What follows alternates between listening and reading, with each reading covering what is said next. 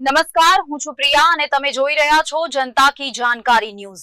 નજર કરીએ આજના સમાચાર ઉપર। વડોદરા ઉત્તર પ્રદેશના ઉન્નાવ જિલ્લાના ફતેહપુર વિસ્તારનું મૂક બધિર બાળક છેલ્લા 2 મહિનાથી પરિવારથી વિખૂટું પડી ગયું હતું।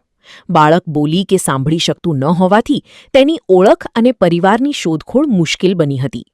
સ્માઇલ ટીમ વડોદરા દ્વારા બાળકની સુરક્ષા અને સંભાળ બાદ તેની ઓળખ તથા પરિવારની શોધખોળ માટે સતત પ્રયત્નો કરવામાં આવ્યા હતા।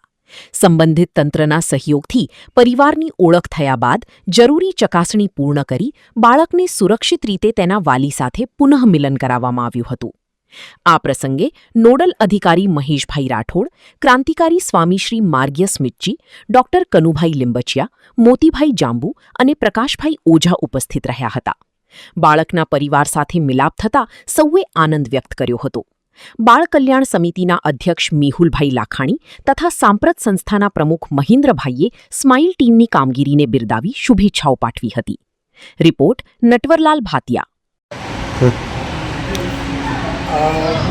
ગત 1 તારીખે સાંપ્રત સંસ્થામાં જે આપણું વિશુદ્ધ બેગર્સ હોમ છે, સેન્ટર હોમ, જેમાં એક બાળક નામે વિકાસ કશ્યપ કોઈ એનજીઓ મારફત અહીંયા મૂકવામાં આવ્યું હતું અને આજ રોજ તે કશ્યપ વિકાસના માતા પિતાનો સંપર્ક થતાં તેના મોટા ભાઈ, તેના ફુવા અને વડોદરામાં રહેતા તેમના એક સંબંધી દ્વારા એનું ફરીથી એના ઘરે પુનઃસ્થાપન થઈ રહ્યું છે।